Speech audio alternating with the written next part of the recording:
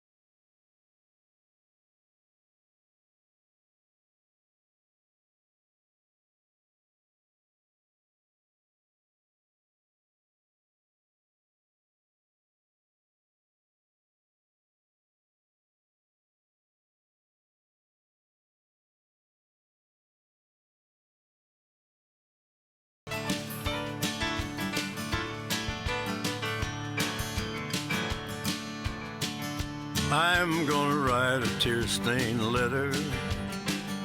I'm gonna mail it straight to you. I'm gonna bring back to your mind what you said about always being true, about our secret hiding places being daily satisfied. I can see you sitting and reading it while you hang your head and cry. I just hope you're not so sad that you're gonna go down suicide. I'm gonna write a tear-stained letter.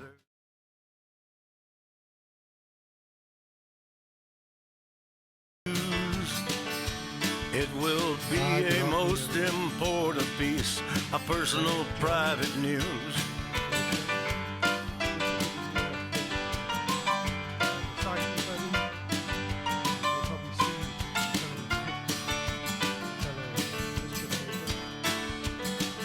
I'm gonna write a tear-stained letter, mark it personal private news. And I hope you'll keep it to yourself and don't go around crying the blues, giving off a bad impression as to what went really wrong. When what it was that suddenly the music was all gone, and this man and woman got cut off in the middle of our song. I'm gonna write a tear-stained letter, I'm gonna put it to a tune. So I'll be sending with it a sweet melody for you, and not some red-hot upbeat zinger meant to set your body on fire, but a hunk of love. From then onwards, I was busy at college, so we didn't see much of each other during the day, and he took himself off to hike and all the rest, trying to find somebody who would sponsor him for a job permit. All the leads were all drying up, so my dad said to him, okay, SF5 engineering, let's see what we can do with you. So he got a job permit for him, and he started working at Caltex, and had so much fun driving a tractor around. And putting everything on the computer for a suppliers room, and so he was dropping supplies off all around Caltex, and then went to Greenfields and continued to work for SA5 Engineering, made lots of friends. Some are here today. And then we got engaged. We decided, okay, he loves South Africa, he's going to stay here with me, and so I was very happy. And then, you know the movie Green Card? It's got Andy McDowell and Gerard Depardieu, and he's like, I live that. So yeah, he went for his interview at Home Affairs saying, look, I need a longer visa because I've got this business that I'm going into called ITS, developing and selling iTrack, which I know some of the people in this room actually met him when he was selling iTrack back in the day. And the guy looked at us and said, so what are your plans? And I said, well, we're getting married in September. And they were like, oh, okay, well, we'll give you a 6-month working visa, and we'll see what happens. Bring your wedding certificate for the next interview. And yeah, and we got married in July, because unsuspecting surprise. And yeah, so I came back into the interview room with Richard. Oh, sorry, wait. Richard was like so nervous for this interview to begin with. So he said to the guy, I had to go out and get my ID. And then he said to the guy, yeah, no, we're getting married and all the rest, and chatting, and then the guy started to ask him questions, and then Richard was like, oh my God, Flip, hurry up. And he said, where are you getting married? And he says, oh, it's that French place. It's in the French, it's like French Hook. And he said, where? What's the venue? So Richard was like, oh God, I'm so nervous, I can't think. So I walked into the room and he said to me, where are you getting married? I said, Hall Cabré in France. He's like, what date? So I said, well, it's now the 19th of July. And he was like, oh, okay. And then he gave us the 6-month work permit, and I waddled in 6 months later. And I really waddled because I was huge. And he looked at us and was like, okay, 2-year work permit, you're allowed to start applying for permanent residency. And that was how his journey of staying in South Africa came about. And yeah, he worked for ITS for a while, and then I think Viva was born, our middle child. And he was so proud of his kids, and then he got retrenched. And Gemma over here always says she has a twin, because CompuServe was born, I think, in April 2003, and Gemma was born in June 2003. And she always says, Dad, it's also my 10th birthday, or Dad, I'm turning 21 this year, you know. But CompuServe would always celebrate first, and then focus would shift on to Jim. So, but yeah, through the years, he's been such a fantastic dad. He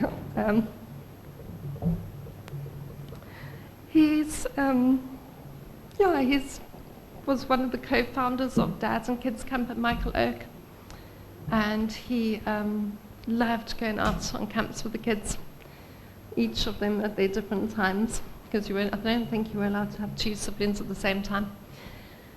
And it was so fantastic, because of course they did everything that they weren't supposed to do when the mums were around.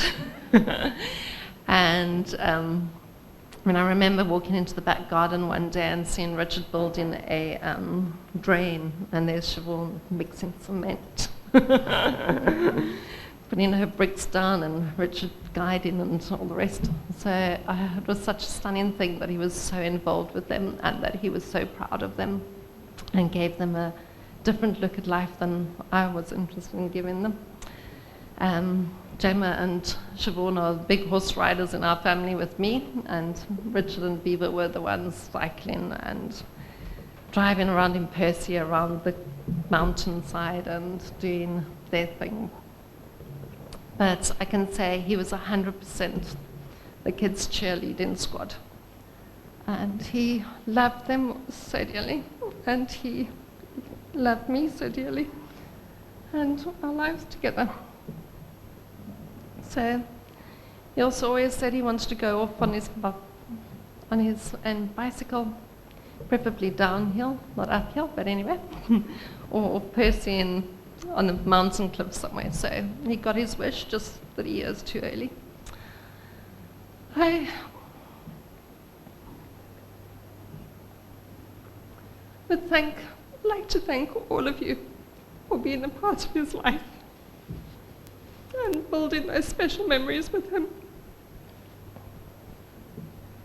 Thank you to my family, Adrian, Theo, Descartes' mum, all come in from Johannesburg or Ireland, most of them from Ireland. Really appreciate all the support and love you've given us. Thank you to Carrie and Peter for all you've done. Mum, Adrian, the support you've given us as well. Alex and your amazing kids. I don't know where Alex is. And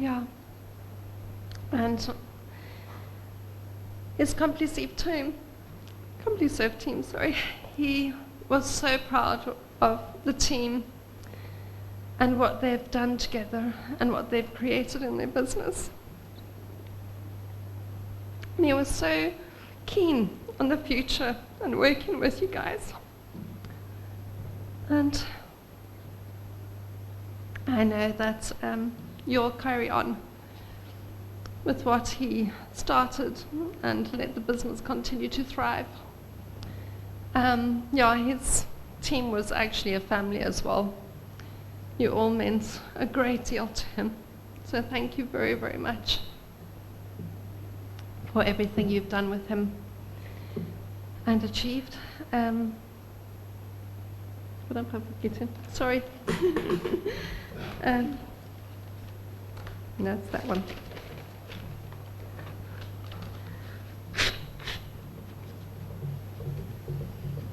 The last thing he actually said to me was, Philippa, I looked back at him before he jumped into Percy and said, I'm madly in love with you. I'll treasure that forever.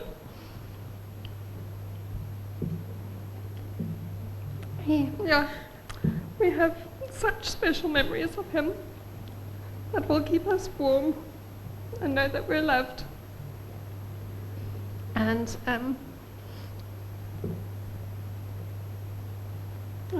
just thank you everybody for supporting us and being there for us. And I think I'm going to end now. So yeah, thank you very much. So Viva will also join us for a very brief moment, if they're up for it.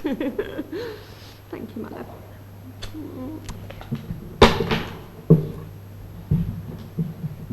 Sean?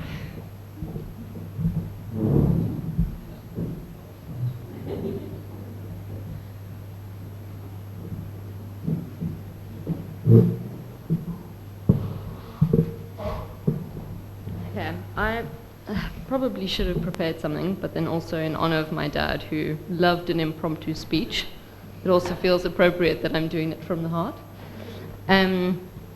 Yeah, the three kids, us in this family, we have an inside joke that we can't go anywhere without someone asking after our parents. And that can be like the Woolies baristas, the petrol attendants at Engine, anybody. And my parents have a friendly relationship with pretty much everybody in Cape Town. And seeing everybody here today, seeing how many people my dad connected with and had an impact on, he meant a lot to a lot of people. So I just wanted to also thank you all for coming today. My dad lived an incredibly full life. He had so many things that he enjoyed that made him happy.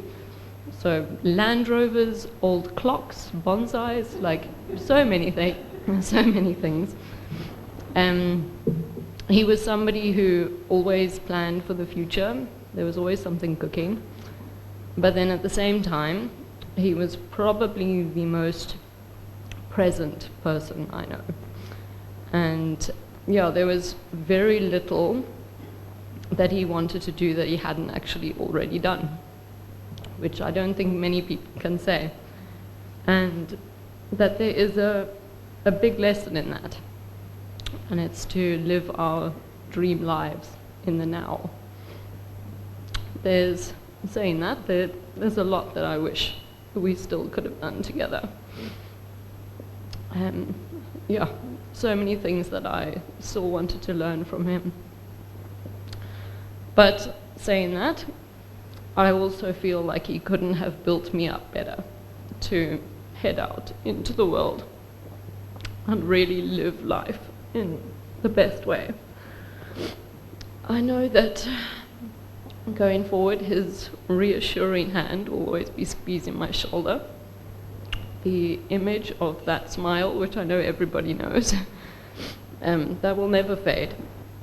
And I can already see his face when I bring home my first beat-up Land Rover. And yes, first of many.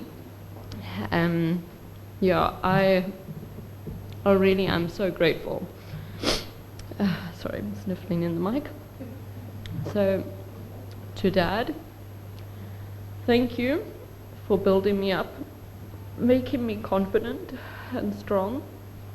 Thank you for encouraging me to be creative and follow my passions. Thank you for making sure we all knew how much we were loved. I know you're already proud, and I'm so grateful for how many times you told me that. I love you to the moon and back. Thank you.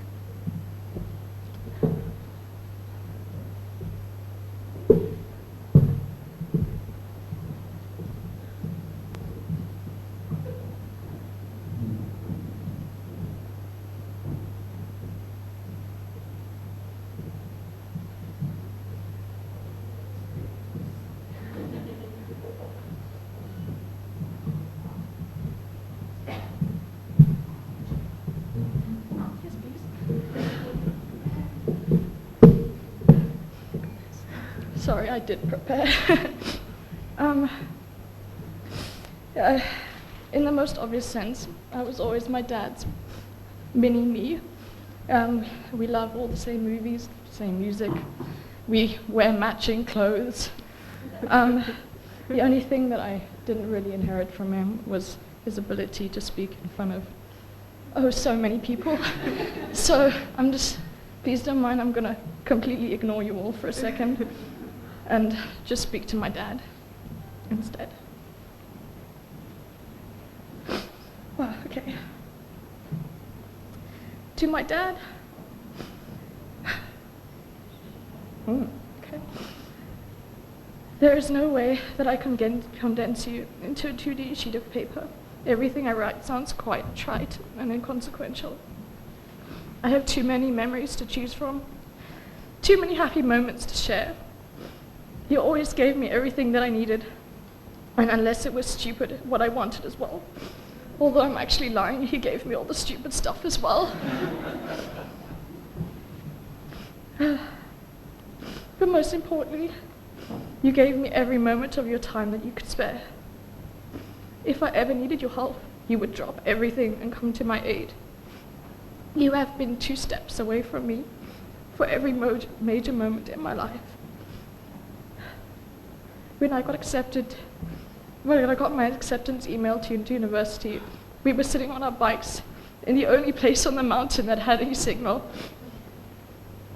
When I cycled up the mountain for the first time, you were next to me every pedal of the way.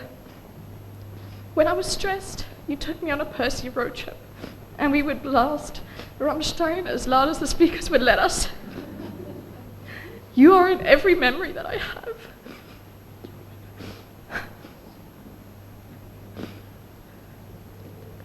You are my best friend, my bestest protector, and my most consistent support. You are my dude, my bro, and I miss you. I love you so much. Thanks.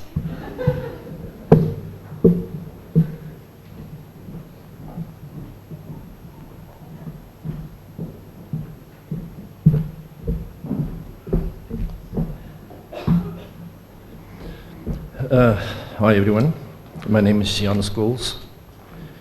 I was Richard's partner in this family called Complice for more than 2 decades. I remember Dr. Barry Spitz introduced us next to a tennis court in Ethel in Johannesburg, and it's like, Jan, this is Richard, this is Jan, how's it? Jan, are you interested in starting Complice in Joburg? And it's like, yeah, sure. Well, what is it? I had no idea what he was talking about. I was saying to Philippa the other day, I actually met Richard when he was still in his 30s. That's a long time ago. As one can imagine, we had lots of ups and downs, mostly ups, mostly good things. Lots of stories that I can tell, but one of the scariest ones really is, I think the first seminar that we held, we booked out the Sandton Library. Philippa is shaking her head. And at the time, the interest in the financial services legislation was kind of high. And I think that the seminar was well advertised, and I think we received more than 400 yeses. We didn't have a lot of experience in running seminars back then, and I decided maybe I should phone the library and ask them how many people how much is the availability, and they said more than 500. Okay, that's good. And the next morning when we arrived, I counted the chairs, and it was like, there was only 90. I said to him, Richard, we've got a little bit of a problem here. What made it worse, it was one of the hottest days Joburg ever had, and the aircon didn't work. But Richard he liked speaking in front of others, and he was very good with it.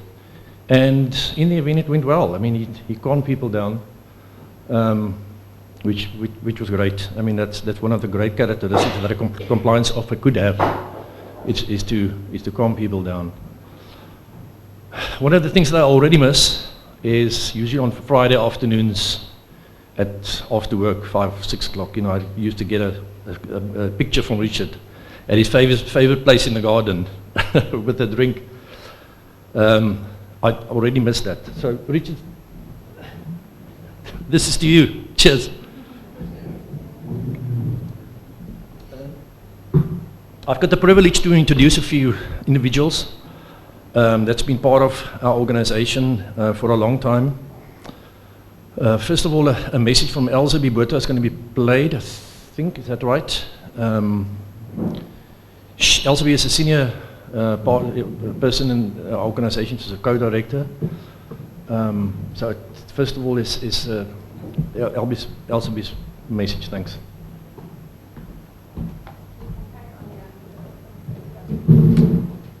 Okay, should we go on? Next on the list is Tanya. Tanya, where are you? There we go. You come up, please. Tanya is a Chief Operating Officer of CompliServe, that's responsible for the day-to-day running of this business. Tanya, thanks. Over to you.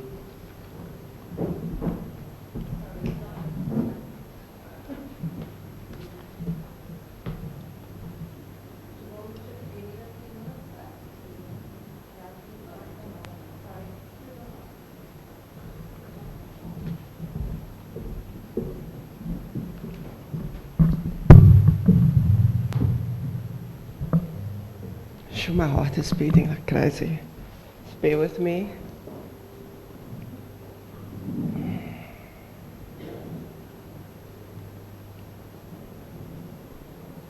Can I go? So good afternoon, everyone. As Richard Jan mentioned, I'm Tanya. I'm honored to be here to celebrate with you today and to share a little bit about how I got to know Richard and the impact that he had on my life. I met him over 2 decades ago when he interviewed me for a working position at CompliServe. And at the time, he shared with me the vision that he had for CompliServe, to establish a professional business, one that would eventually grow into the company that it is today. As I started to show interest in learning new skills, Richard became my mentor. And it was an experience that molded me into the person I am today. And so during those early days, I recall thinking how refreshing it was working with Richard, because he was an inclusive leader, someone who valued and actively incorporated different perspectives, talents, and contributions from all members of our team. He aimed to create a work environment where people felt empowered and could contribute their best work, regardless of their background or their position.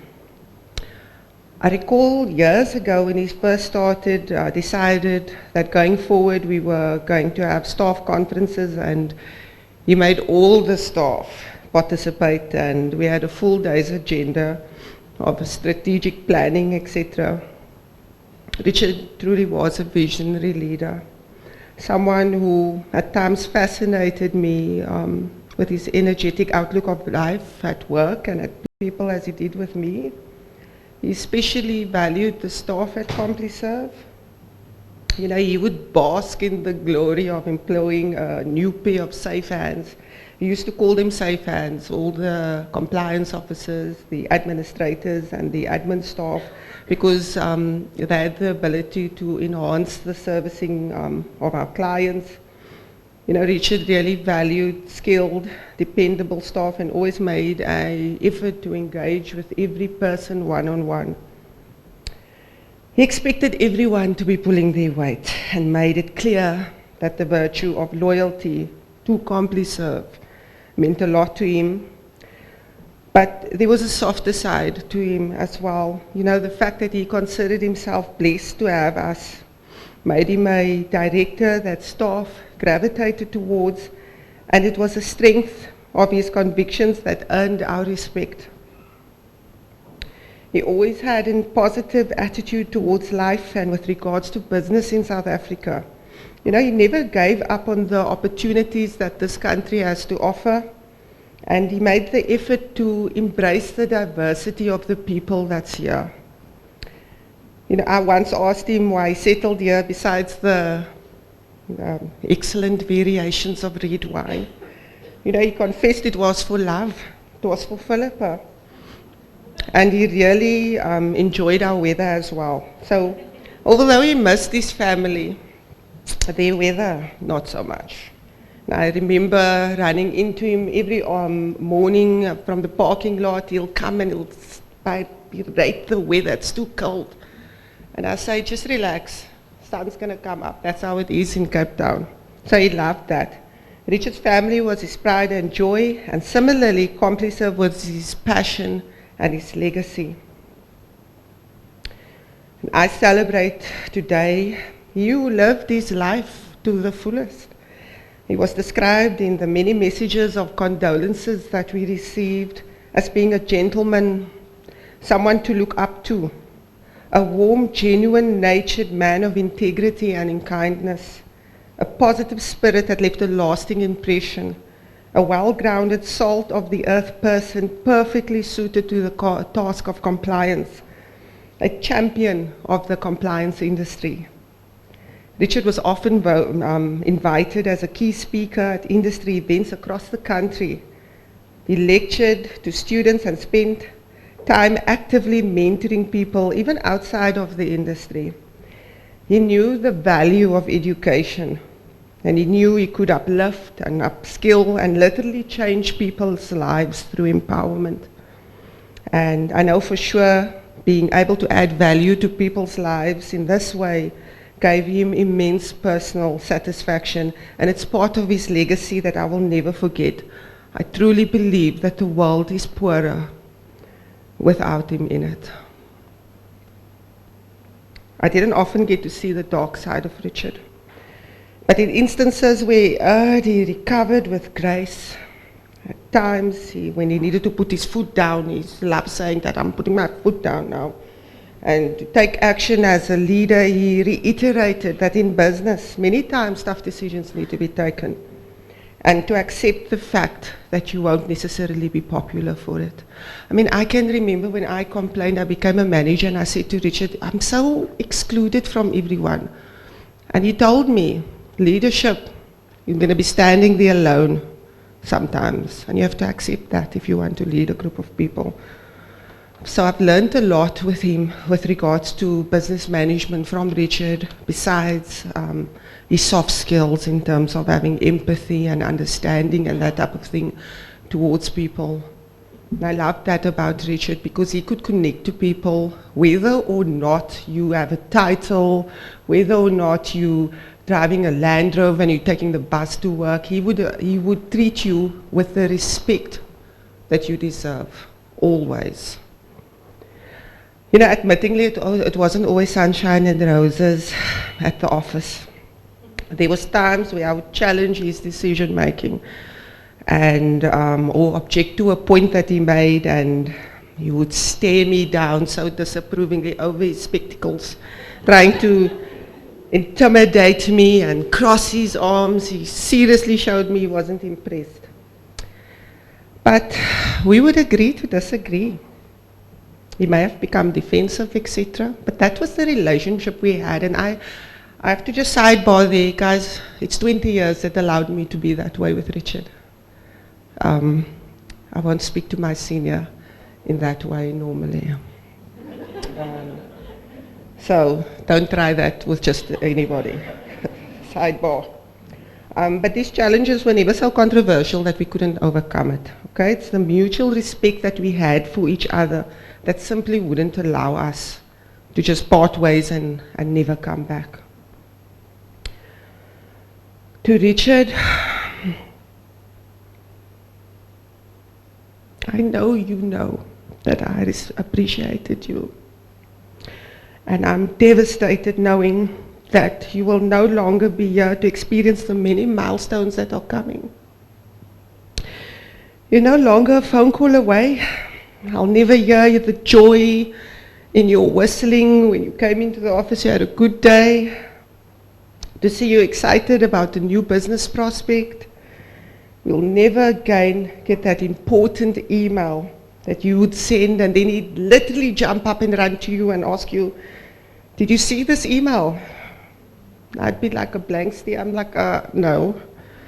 But that's how he was. He was passionate about what was happening at CompliServe. He would jump up and speak about the email he just received, or something successful happened, and he'd be looking for people in the office to clap with him. I remember at the beginning he told me he's going to get a bell, and every time we sign on a new client he's going to go running around the office ringing the bell.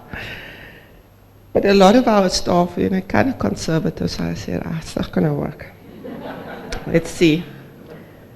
He also loved scheduling meetings late on a Monday or a Friday. afternoon. And with respect, I'm not going to miss those time slots.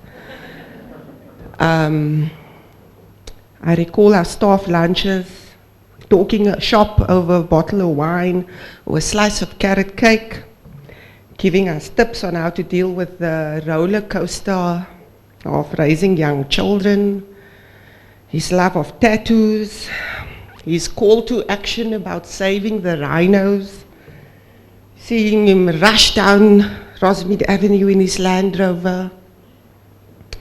You know, when he was just riding off to a new adventure, or maybe just to assist his family in whatever it is that they needed.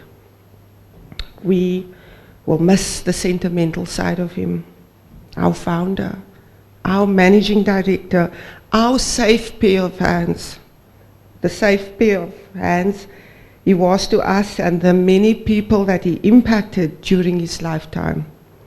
As we mourn, we pay the price of grief because we've loved and we've lost.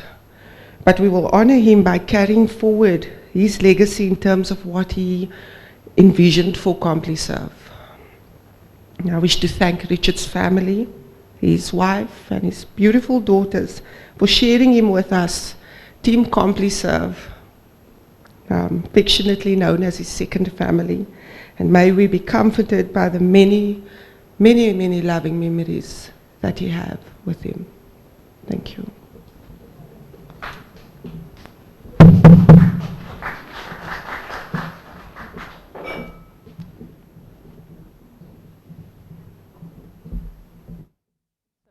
Hi. In the spirit of Richard, we're going to have to improvise a little bit. We need to play a video from that laptop, but the sound is there. So we're going to try something. Bear with.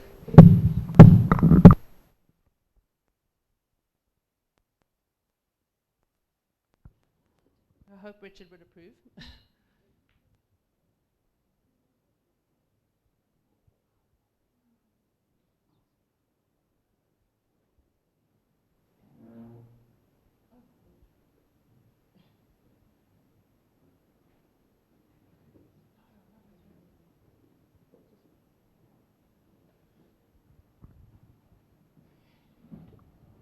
Richard, I'm going to pretend you're sitting across from me and Jan at 42 with a glass of good red wine.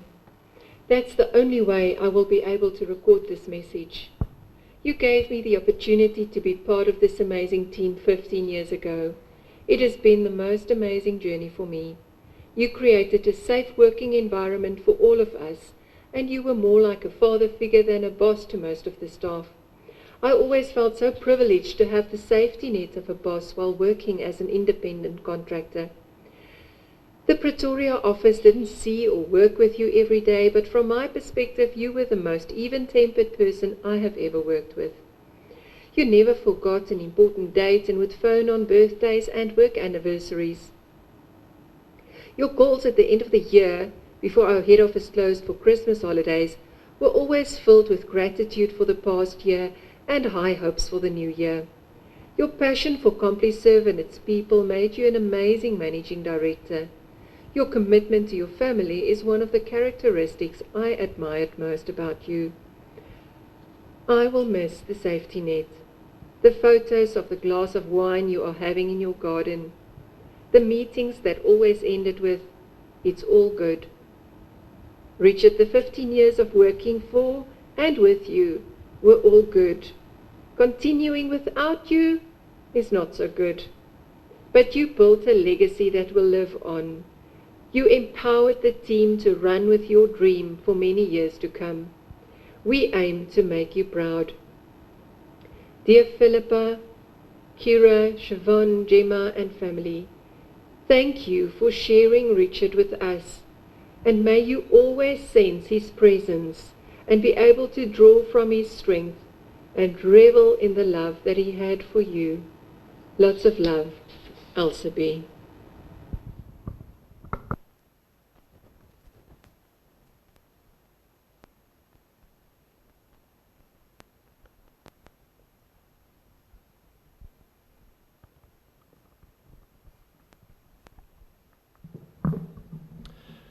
Next, I would like to call on to James George to come forward. James is a compliance manager at CompliServe and has been a senior member of this team for forever.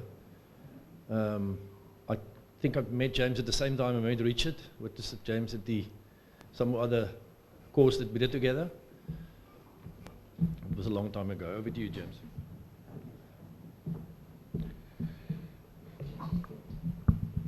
Thank you, Jan, and welcome everybody, ladies and gentlemen. It's an honor to stand here today to remember and celebrate the life of Richard Rattue, a man whose influence and spirit will continue to guide us. Richard wasn't just the founder and managing director of CompliServe SA, he was a mentor, a friend, and a true inspiration to us all. Not just a visionary leader, dedicating over 2 decades to advancing compliance and regulatory advisory services in this country, he founded CompliServe in 2003, driven by a mission to provide expert compliance services to financial institutions. Under his guidance, the company flourished, becoming a leading authority in the industry. His ability to anticipate regulatory changes and his commitment to helping businesses navigate these changes were unmatched. Now, Richard had his own style when it came to leadership. He had a way of making everyone feel at ease, often ending his emails with a cheerful, "Have a good one," like he did on that Friday afternoon before he passed on, and calling me his amigo. One of his favorite phrases was "cool beans," which never failed to make us smile. His sense of humor was always on point, like the time he showed up to work in shorts. Yes, you heard that right, Richard in shorts, showing off his legs for the first time. The girls giggled, the guys laughed, and Richard just stood there with that mischievous grin of his. He knew how to keep things light. Speaking of his unique quirks, Richard had this delightful habit of rattling his keys. If only he had some keys he had to rattle in his pocket while giving a speech to delegates. It was his signature move, like a nervous tick, or perhaps his way of testing our concentration. It drove me absolutely round the bend, but it was endearing in its own way. You know, a speech was really important if the key rattling reached a crescendo. Richard's leadership style was characterized by a commitment to excellence, innovation, and mentorship. He believed in nurturing talent and was a mentor to many, including myself. Richard's insights and expertise were frequently sought after, and he was a regular contributor to industry discussions and publications. His knack for anticipating regulatory changes was almost uncanny, like he had a crystal ball hidden somewhere in his office. Or perhaps it was just his extraordinary attention to detail. Who knows? Beyond his professional achievements, Richard was known for his warmth, generosity, and unwavering support for his colleagues and clients alike. He had a knack for lightening the mood, often with a quick wit and friendly demeanor. We often talked politics, sharing insights and opinions. I remember once we were in a heated discussion and he just looked at me and said, "James, if you were any more passionate, you'd be running for office." He had a way of making even the most serious topics fun. Richard was more than a mentor to me, he was a father figure. As I approach my first 2 decades at CompliServe, I reflect on the countless lessons and guidance he provided from my early days at the company. He took me under his wing, always offering advice, encouragement, and occasional tough love when needed. His belief in my potential was unwavering, and he continuously pushed me to strive for excellence. The trust and confidence he placed in me shaped my career and my personal growth in profound ways. Why did I have such loyalty to Richard for 20 years? Was a question many people ask me. It's a question that invites reflection on the many qualities and actions that made Richard not just a boss, but a mentor and a friend. First and foremost, Richard had an exceptional ability to inspire trust and confidence. From my earliest days at CompliServe, he had an unwavering belief in my potential. He provided me with opportunities to grow and constantly learn, always encouraging me to strive for excellence. His trust in my abilities was a powerful motivator, and it instilled a deep sense of loyalty in me. His leadership style was another factor. He led by example, showing dedication, integrity, and a relentless pursuit of excellence. His commitment to the company and the people was evident in everything he did. He wasn't just focused on business success, he genuinely cared about the well-being and development of his entire team.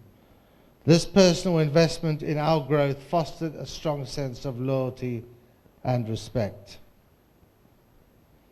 Richard's visionary approach to business was also incredibly inspiring.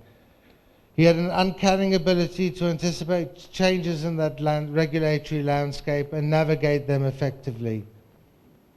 Then Richard's mentorship went beyond professional development. He was always there to offer advice, share his wisdom, and provide support during challenging and very difficult times in my life.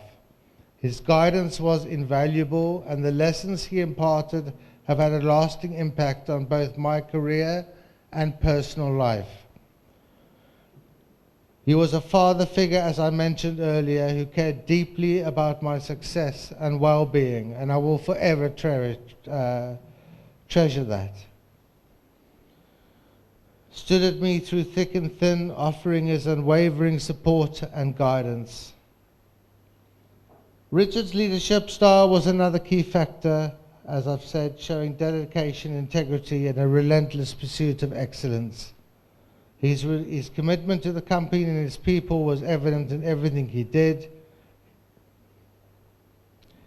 Richard's legacy is not just in the professional realm, but also in the personal connections he made.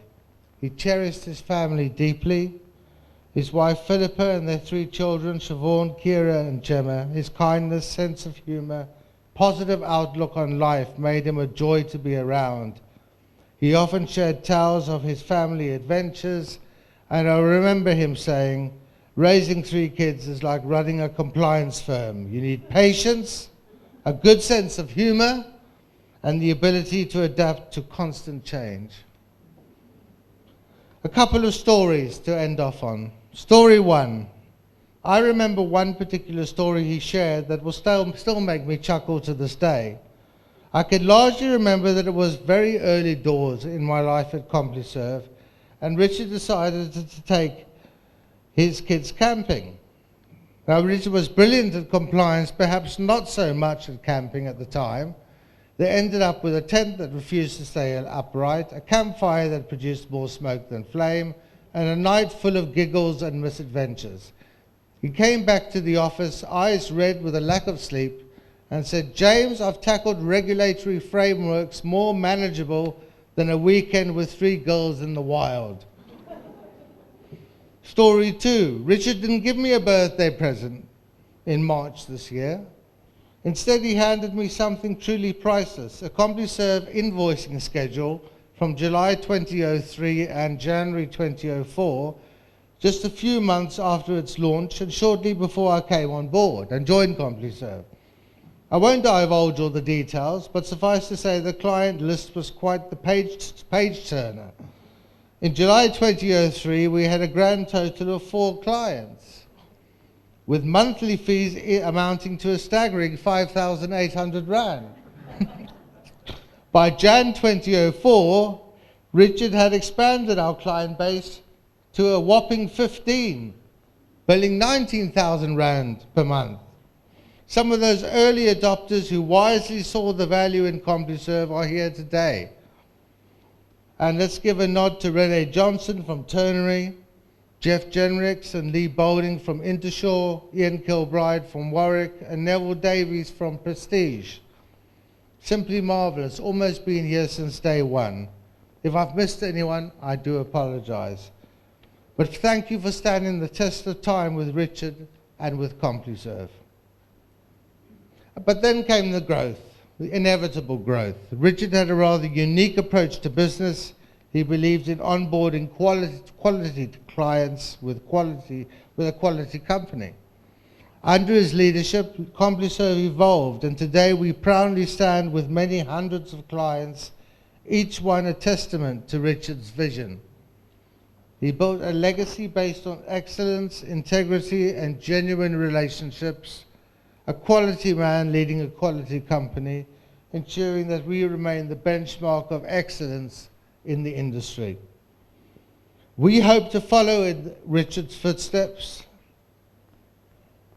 and continue to build on the strong foundations he laid, striving to keep CompuServe as the #1 compliance practice in this country. It is our commitment to uphold this principle, ensuring that the firm remains a beacon of quality and trust in our industry.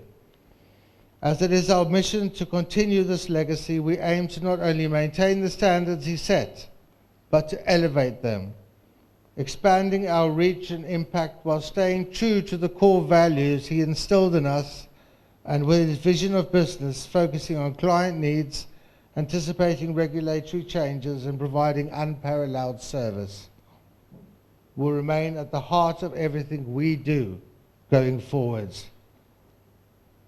Lastly, as we remember Richard today, let's celebrate his life and indelible mark he has left on all of us. His vision, leadership, and spirit will continue to inspire us as we carry forward his mission of excellence in compliance. What a guy, what a boss. Rest in peace, Richard. Your legacy will endure in the hearts and minds of all who knew you. Thank you. Rest in peace, amigo. I love you, Richard. Thank you.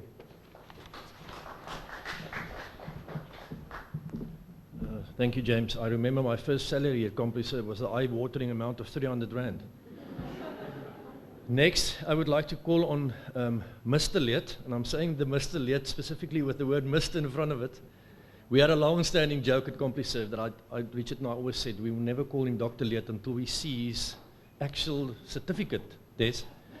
So maybe it's time for that joke to end. So please, up next is Dr. Des Leet. He's been part of the organization and a friend of CompuServe for many, many years. Thanks, Des. Excuse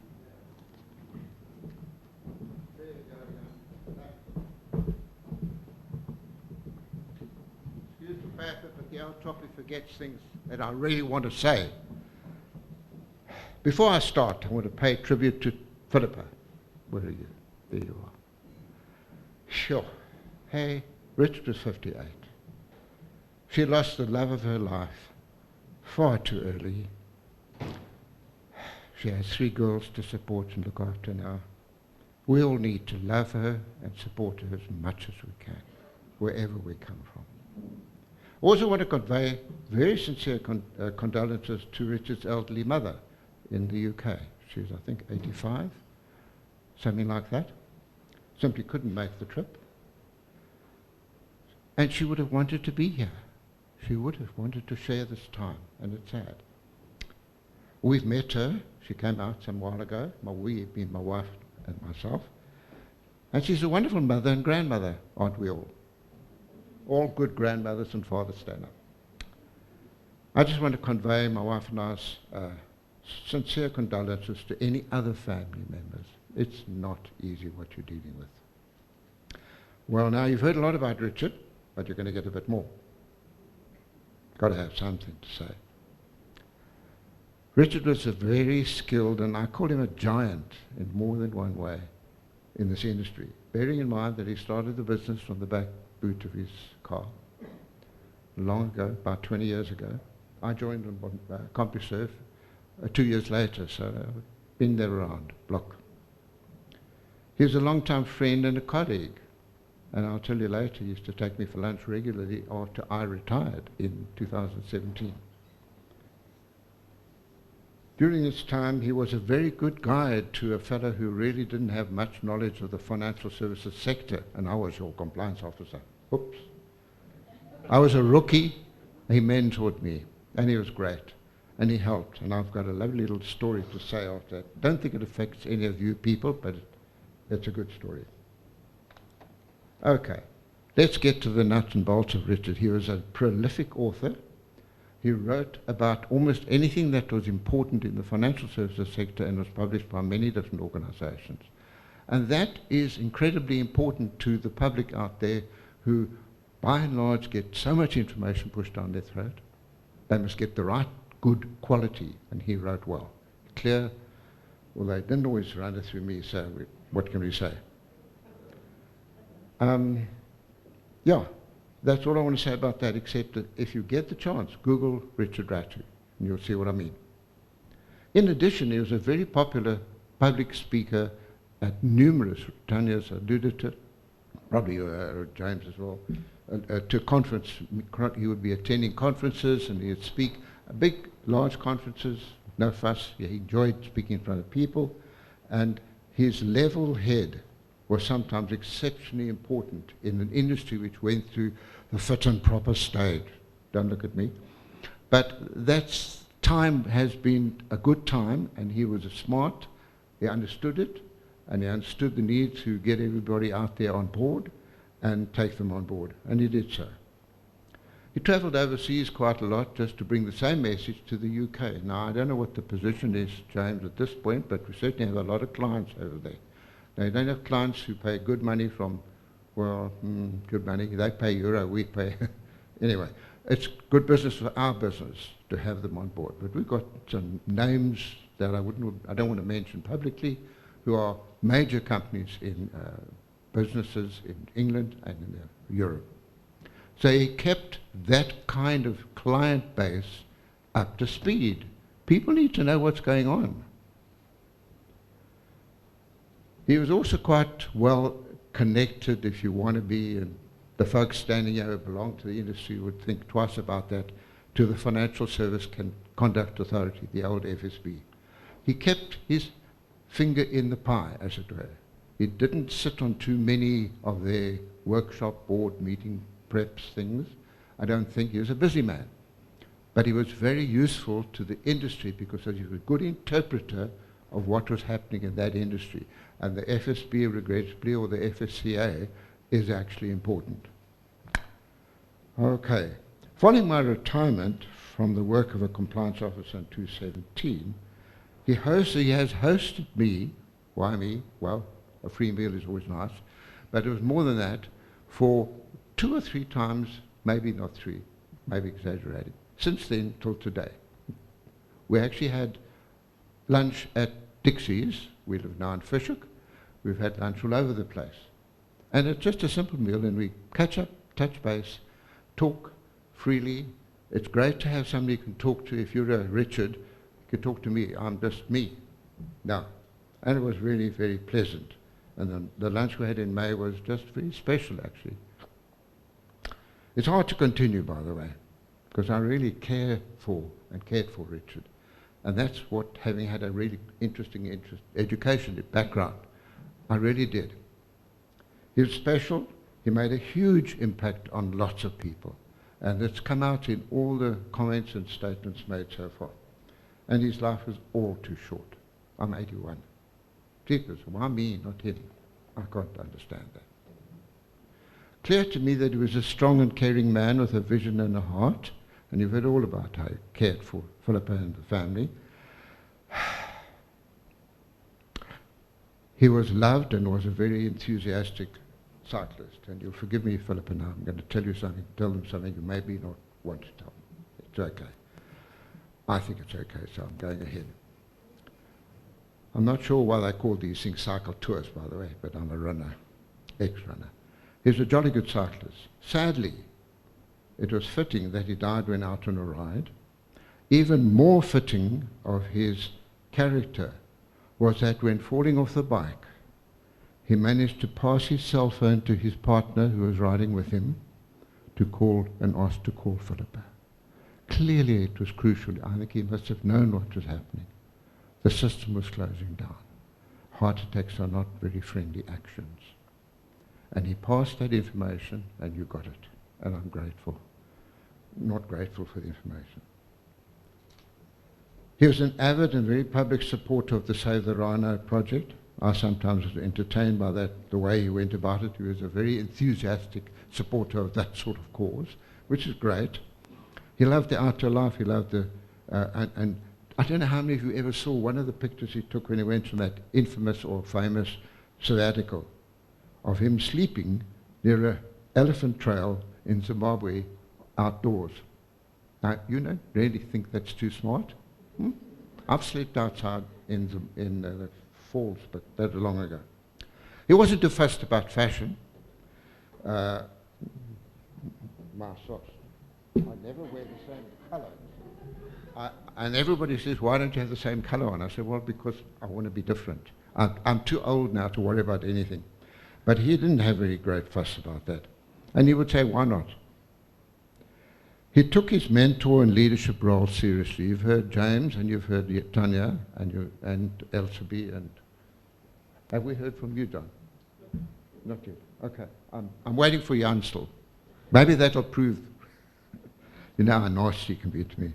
Anyway, he took his role very seriously because, by the way, you cannot run a business on your own. You need manpower and staff to do the job and to do it to the effect so that the staff make sure the clients are happy. Otherwise, you don't make business, make money. Okay. When I joined CompuServe, one of my more fun stories, but it wasn't that easy to be a rookie ex-maths teacher doing what I did as a compliance officer. The only reason I think they hired me is because they said I was honest. Ask my wife about that. But it's true. But I was given the chance to start up in 2005, and I got a couple of hand-on clients to work with. And after about 6 months with one client, who shall be remaining unnamed, otherwise I will be sued, I called Richard, will you please come with me to this next client site meeting? And no hesitation. The client was really not even vaguely interested. Now, to be fair to clients and those of you who've been in the trade a long time, 2005 was a really phase and all the legislation was not that hot. It was just getting there. Anyway, he came to the meeting, and then when we left, he agreed with me that we should terminate the business because it was not good for CompuServe that they continued on the books. And that's the kind of Richard he was. He helped me, and I mean, I might be very confident where I come from, but this is a different world. Richard was blessed with so many different abilities, but never mind about that, we've heard a lot. But he had a lovely smile. And that picture that is sent out to the staff, and I think it's on one of the your pamphlets, it's just superb. I want to get a copy of it. I tried to make a copy by cheating and making a copy, and the computer wouldn't let me. He backed people and mentored them to grow, and James and Tanya are excellent examples. So, ladies and gentlemen, we're all going to miss Richard. He's a very special man. Our lives have all been enriched by him, and hey, what a legacy. That's at least something, but you can't hold a legacy. So we must hold this family close. If we know them, give them a call. If we don't know them that well, just say, hi, I'm Des, or whatever. But just keep in touch, because it is not easy to go through what you're doing. At this point, I'm going to just ask if you'd bear with me. I want to have a short prayer for the family who are going through a lot of pain, and then hand over to John or whoever wants to attack me. Can we just pray? Heavenly Father, I just want to thank you for bringing Richard into this world, for him meeting up with Philippa and their lovely family. They're hurting right now, Lord, and I just ask that you will bless them, that you will help them with people who come to them and help to ease them through this period, that it's going to be a walk that they will need. They cannot just go on their own. And I want to thank you for the life of Richard Rattue, who, as we've all heard, was quite a unique person, and the life of Philippa, and really it just is special to have known him. But that doesn't really kind of help when he's now gone. It was too soon, Lord, we know that. So we just pray for everyone to bear in mind that let's help where we can. In Jesus' name, amen.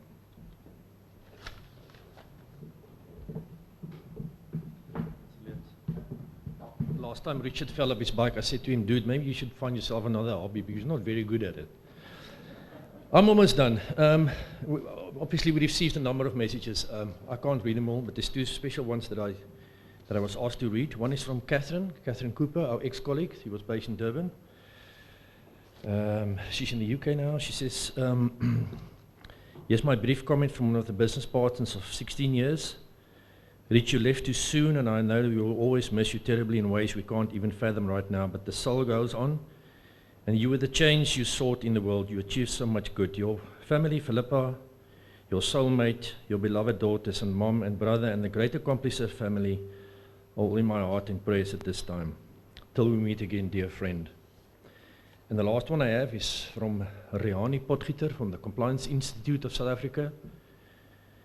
It is with both a heavy heart and deep respect that we pay tribute to a man who has been an integral part of the Compliance Institute Southern Africa for so many years. Richard was not just a member, he was a pillar of our community, a mentor and a friend to many. His dedication, passion and unwavering commitment to compliance were evident in everything he did. His wisdom and experience were invaluable, and his absence leaves a void that will be deeply felt. Richard leaves behind a legacy of dedication that will continue to inspire us. To Richard's family, please know that our thoughts and prayers are with you during this difficult time. Your loss is shared by all of us, and we extend our deepest condolences. May you find comfort in the memories of this extraordinary life and the positive impact he had on so many. Rest in peace, Richard. Thank you very much.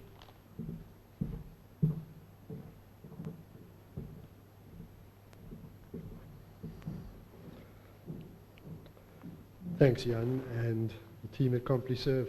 Years ago when Richard started CompliServe, I said to him, what was the first piece of furniture you bought? He said, I bought a dartboard. And I stood there playing darts, waiting for the phone to ring. So things have moved on substantially from then. I'm going to open the floor, and I really just wanted to share a few memories with you guys.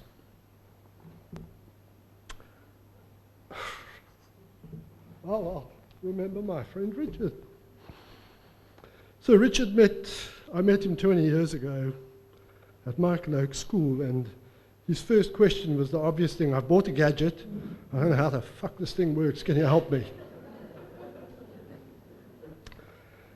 Shortly afterwards, he invited me for a bike ride. I hadn't ridden a bicycle in 15 years.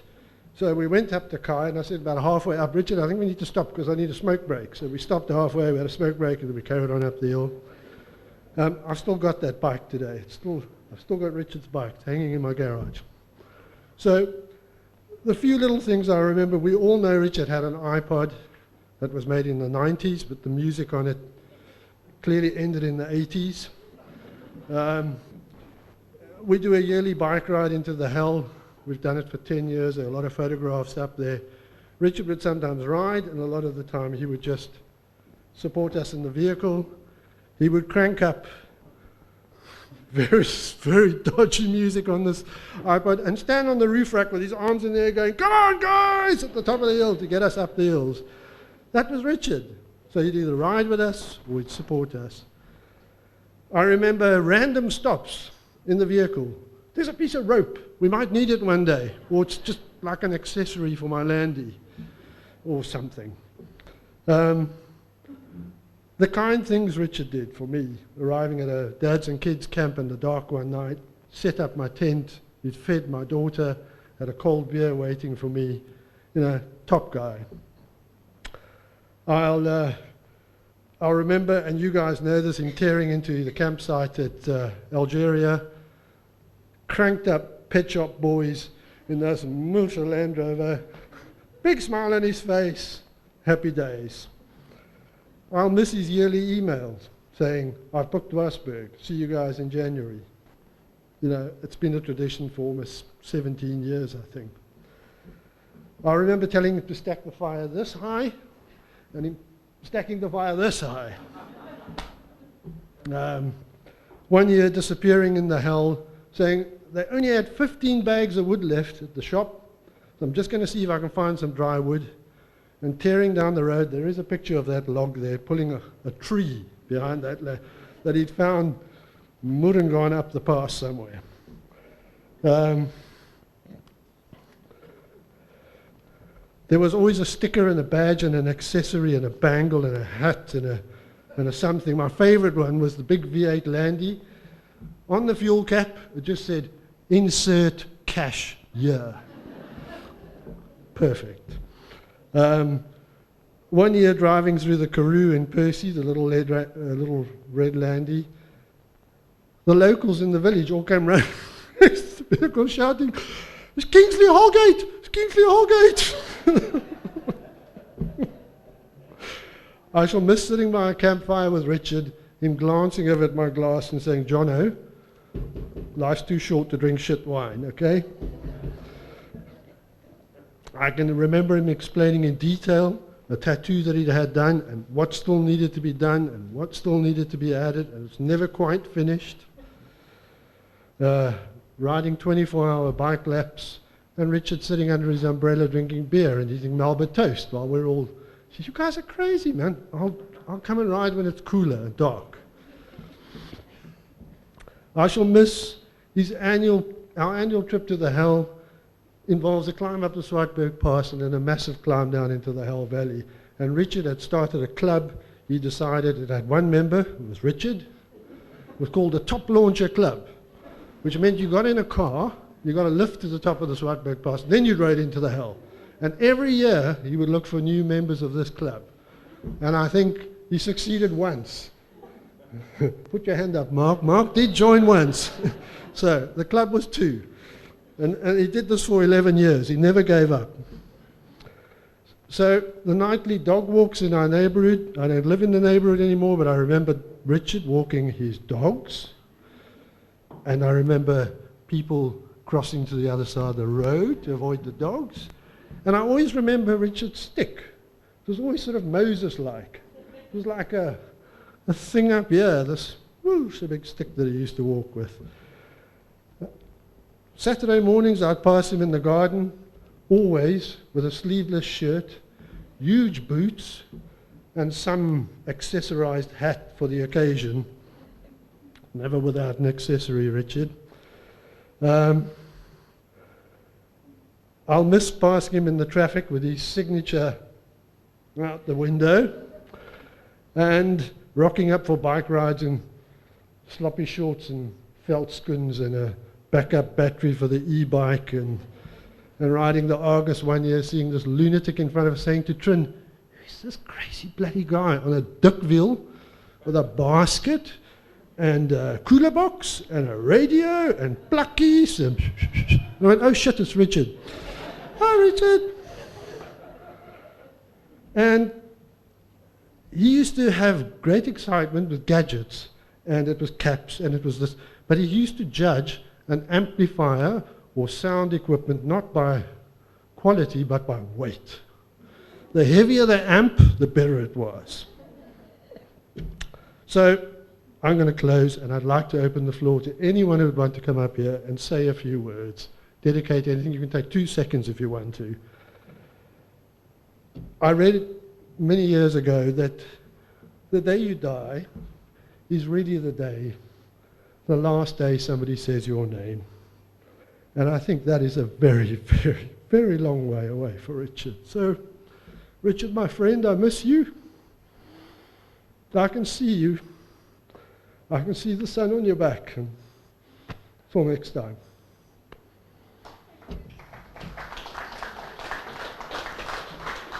So anyone is welcome to come up. If you don't want to stand up here, just speak loudly where you stand. Thanks. I've been a friend of Siobhan since we were about 11. And before, I think we were thick as thieves pretty much like the first year we met. And so I was pretty constantly at the Rattue's house, often unplanned. And because Siobhan didn't feel like sharing her pajamas, I often ended up in one of Richard's t-shirts, so often that it was just my t-shirt by the end of it, my nightie. And they are now 3 very confident adults, but when they were younger, they were stubborn more than anything. And so I can remember Richard liked to give them exactly what they wanted all the time. So when we would go away, naturally I was also on the family holiday, because he used to call me adopted daughter because I was there so often. I don't think he even used my name anymore, just welcome adopted daughter. I can remember one time we were in Greyton, and to rile Siobhan up, because at that age she didn't like anything more than being a bit outraged, he would give us different bedtimes. So he would say, you three, bedtime, Josie, another hour. You can watch the movie with us if you want. And I would take advantage of that and watch the movie. But it just meant that for the whole weekend, Siobhan would have something worth complaining about. So the next day, I can't believe, Dad, I can't believe you let Josie have a different bedtime to me. So he was always giving them exactly what they wanted, which sometimes was a good complaint. But he would do that quite a lot. But I remember also on road trips, I mean, now that I'm older, I can't imagine how annoying we were. We were little brats. But he would let us blast the Black Eyed Peas album with Boom Boom Pow on it and all of the other classics, and let us rap all of the lyrics in the back seat, and he would turn it all the way up. I can remember thinking, like now I'm thinking, God, he really loved you guys. But he would let us do that because we were so annoying. But yeah, I love your dad, and thanks for everything.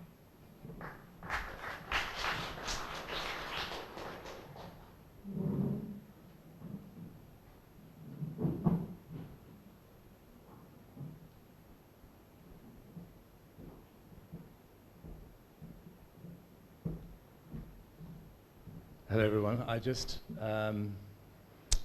name is Brian. I'm an ex-Michael Oak parent, and I think I just want to pay tribute to the legacy he's left for us at Michael Oak.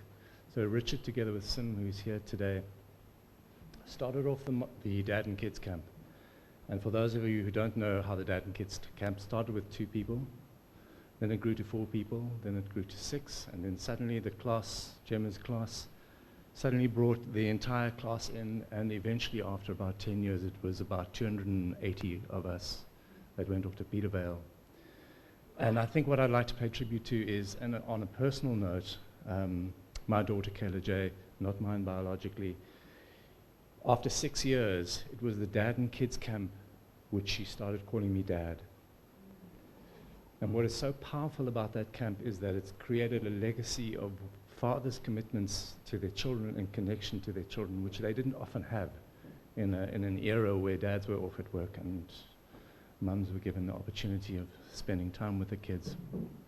And I think it's so powerful that the legacy has remained with those, and it still continues to this day. And it's just a moment of thanks to Richard. And I think it's born by his commitment to his kids. And the integrity of that commitment passed on to the legacy of the rest of us fathers.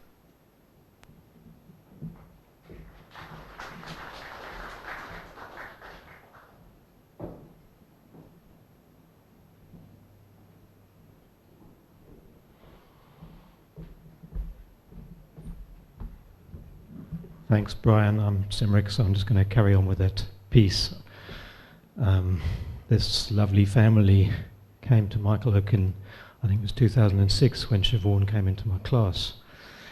And the following year, I had this idea that I was the only male teacher in the primary school, and I thought we've got to find some way of showing the kids that there are other men out there who can do fun things with kids.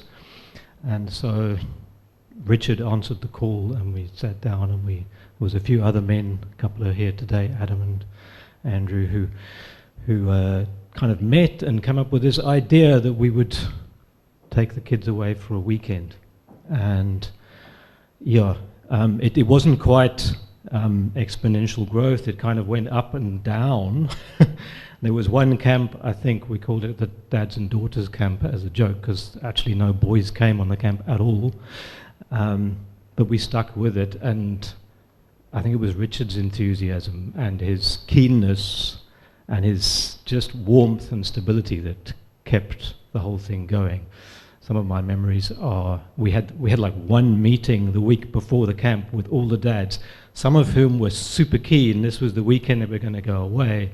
Some of whom was like, why the hell did you get my kids to call me on this? What are we doing? And why are you telling me what to do? I'm just going away on a camping weekend, and like there's rules and there's like a plan, and you know.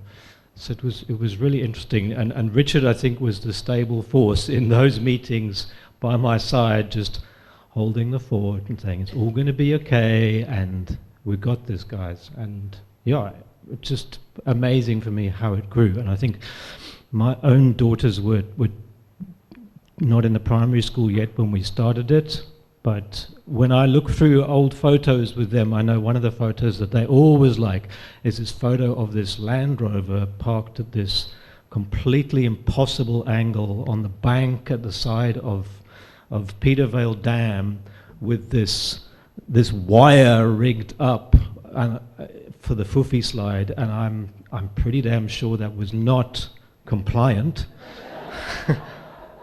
But we never lost a child, and I think a lot of them will remember that, and my daughters certainly do. So, yeah, there's a big place in my heart for Richard, and I think he's touched a lot of people and a lot of kids who are now wonderful young adults. Thank you.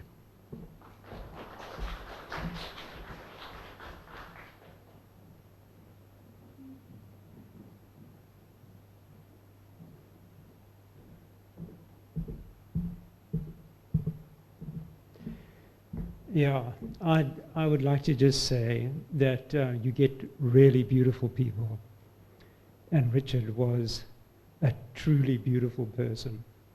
I mean, I just can't believe that I didn't do enough with him. Whew. We really were blessed to have a man like Richard, because he was so grounded in kindness and authenticity. And as we've heard today, he just had everybody in a way that gave people the chance to fly and to grow, because he just resonated with a sense of grounded compassion and authenticity. And yeah, I am so grateful for the time that I spent with Richard. And of course, yep, he's touched all the parents and all the kids at Michael Oak. And that's what we need. We need men who show up and they're authentic and they love and they are open in a manner that is just not, there's no bullshit about them. They're just truthful, and they know how to smile with truth. So yeah, I think Richard taught us what it means to be authentic. And yep, the word integrity was brought up. So thank you, Richard, for giving us all of that in buckets. And I'm so sorry that I haven't had the chance to do more with you. I just somehow thought that we would have more opportunities, but still grateful. Thank you.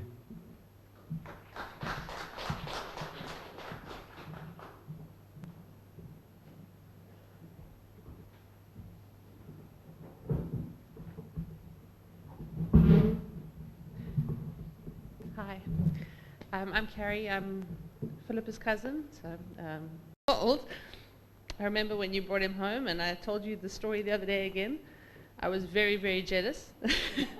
I was like, oof, this is a good-looking man. He's tall. I mean, I was 17. You can't really trust anything out of a 17-year-old's mouth. And I remember going to the wedding and being just like in awe of my cousin with her amazing British husband, and he's so tall, just kept thinking about the tall. And I must tell you, you're probably going to think this is a little bit weird, but when I heard he was doing compliance, I'm not going to lie, I laughed. Because Richard was one of those guys who, I mean, you've heard all the stories, you've seen the pictures. I mean, you may not have known that side of him, but I think he was one of those really authentic people that you did know who he was. He was the same at work, and I can tell you he was the same at dinners, at Christmas, at everything. But really, compliance, it was an interesting choice. But yeah, it's really nice to hear the side of Richard that we didn't get to interact with as much. We knew him as the guy with the accessories and gadgets. The guy with the crazy cars, and the man who loved deeply his wife. That's one of the things I've always held so close to my heart about Richard, is he was an example of the way a husband should be for a wife. And I make that man over there stand to that every single day. And he was an example of a father that I don't think anybody in this room can even match. No offense to anybody here. I just hope you can one day match the father he was to these amazing children. And that's not ever going to fade. He's always going to be around. We're always going to talk about him. He's always going to be in the room. And I just want to say thank you to him for being such a dedicated, present, grounded, as some people also said, integral and a man with integrity, and just being himself. So yeah, just thank you very much for everybody who's come today. It's amazing to see you all and see that you all loved him as much as we did, because I think sometimes when you're in a family, you're very isolated from the work aspect. And just thank you for all the love that's been shared today. It's been amazing. So, and thanks to you guys.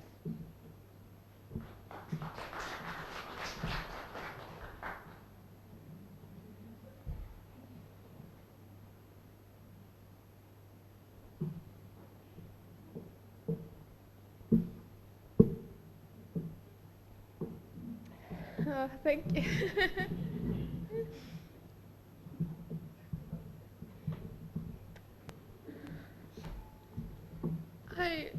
I really want to say something, and I think for the first time in my life, I'm at a loss for words.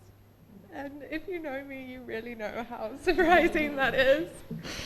But all I want to say is that sitting here, I am so, so proud of you and everything you have accomplished. And yeah, I love you. Thank you.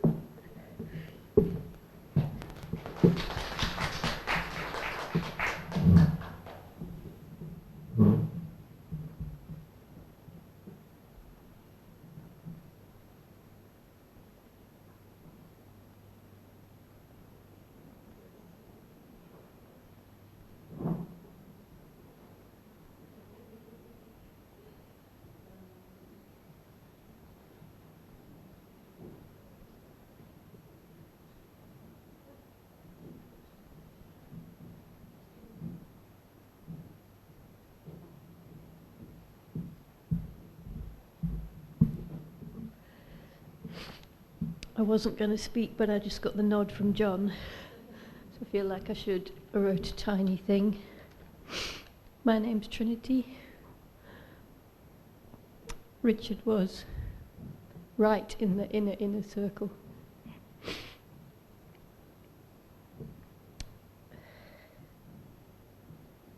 These last 4 weeks have been rough. The space that Richard leaves is vast, through every aspect of our family and our inner circle of friends.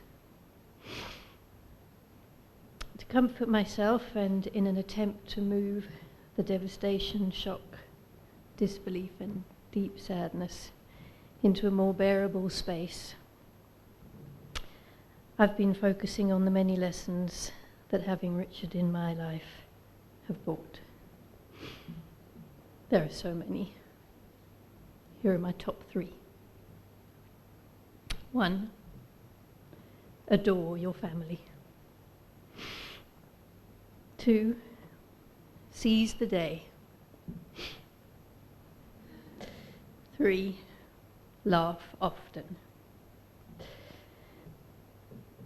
I have a story there where very early on in my relationship with him, we decided to go on an Argus training ride, which gives the impression that I'm fit and kind of sporty and cycly, but I'm not really. So I met this guy at the place, and we went off on our ride together, and I was a little bit nervous of cycling with him. I didn't know him particularly well, and being with the guy, wanted to keep up and be kind of cool. And a little way in, he said, "I need a pee." And I was like, well, what's the etiquette for peeing? It was just him and me. I was like, shit, what do I do?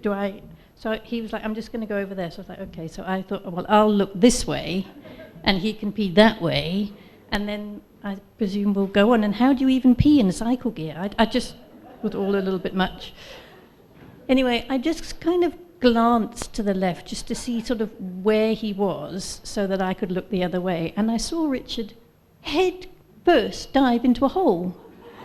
And he'd gone off the road and there was a hole in the way. So he just went head first into this hole.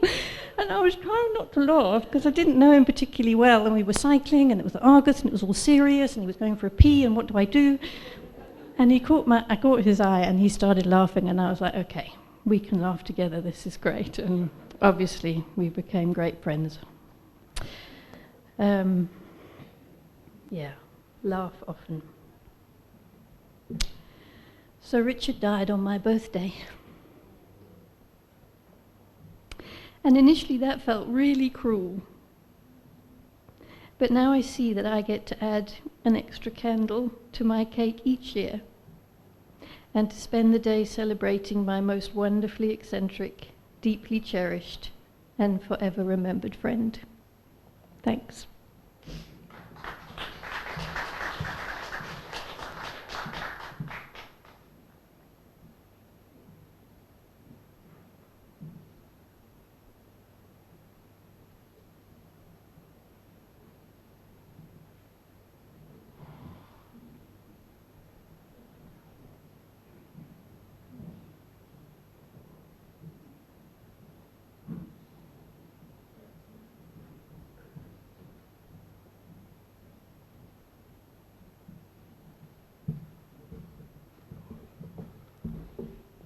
Last chance. The family would like to invite you to have some tea, cake afterwards. There is a cash bar. There are gluten-free, dairy-free, all sorts of options available. And if you left these in the Uber on your way over, come and see me. You're in big trouble. Okay. Thank you all for being here today. Thank you for honouring Richard. To you guys, look around this room. If you need to pick up a phone, send a WhatsApp. You're not alone. Okay. Thank you.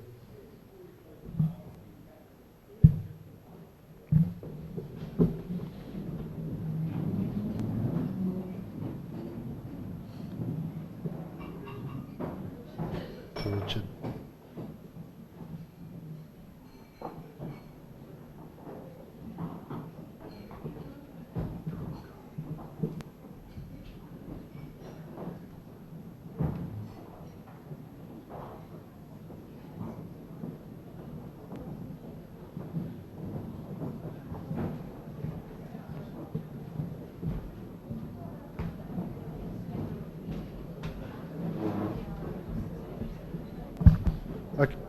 Sorry, and one thing I forgot, there are a couple of yellow woods.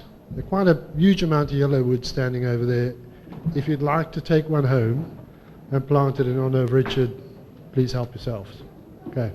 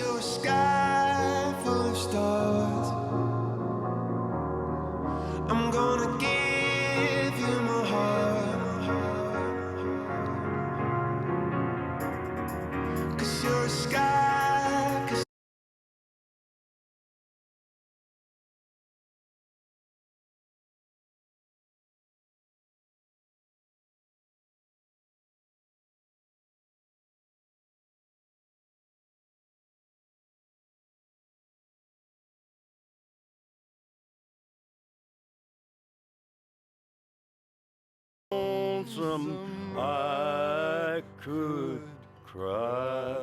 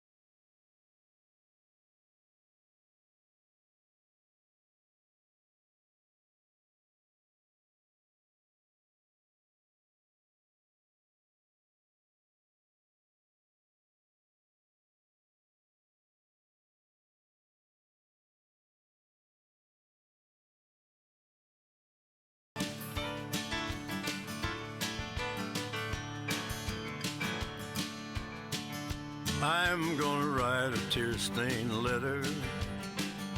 I'm gonna mail it straight to you. I'm gonna bring back to your mind what you said about always being true, about our secret hiding places being daily satisfied. I can see you sitting and reading it while you hang your head and cry.